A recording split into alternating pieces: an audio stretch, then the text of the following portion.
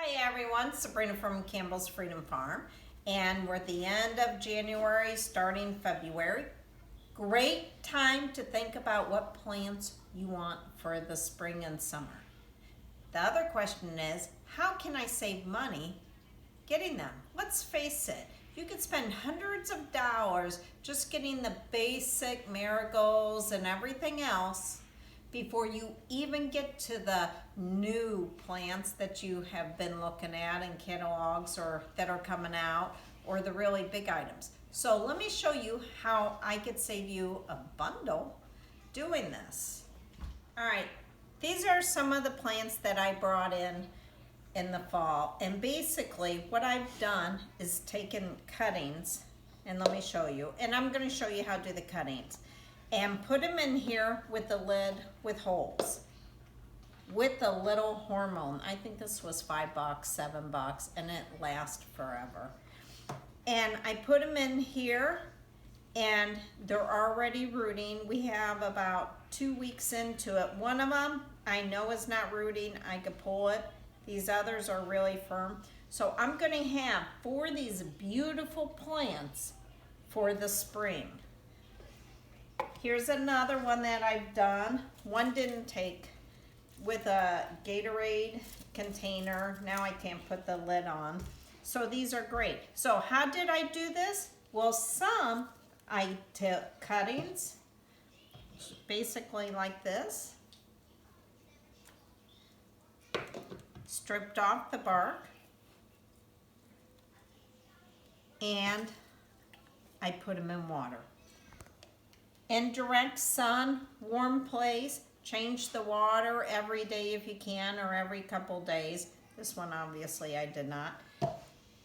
And then these are way over a month and a half because they have grown, but you could see where it started here and have done all these. These are ready to go into potting. Here's another one, plants from the house. These are just ivy from a house plant. And sweet potato vine. Also root in water wonderfully. Now, what happens if you just want to start them in dirt? You take peat moss. You don't want anything with their vitamins, you know, like you don't want garden soil. You just want like peat moss or anything else because they have no roots. You don't want to feed them. It's too much. Add some water, and the biggest problem is people make them too moist. Again, no roots. You just enough to keep a little dampness. And see, I could squeeze it, no water's coming out. Fill up a pot. Pack it down really well. Put this out of the way. Once you do that, you want to put a couple holes. I'm going to do a couple cuttings.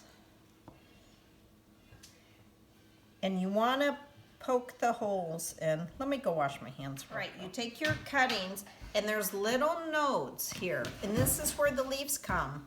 So you want to take your finger right below it. That's where all the roots are going to come, right under those nodes.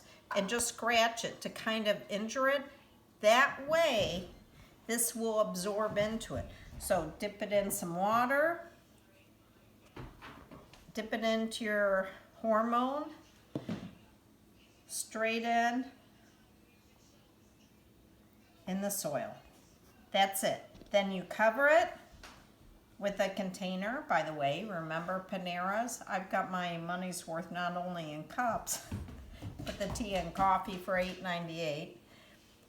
Drill the holes, cover it up, put it in a window that gets different light, you know, not direct light, and that's it. So I have 4 in here. You don't want to overpack it, but you don't want to underpack it either because you need the space. So this will go into a window that gets morning sun or whatever, warm temperatures. Some people put them on heat mats, whatever works. But this is how you could save tons of money. That way you could spend your money on the newest things and there's some great stuff coming out. But this is Sabrina from Campbell's Freedom Farm. Please subscribe, like, and share, and thumbs up. Take care.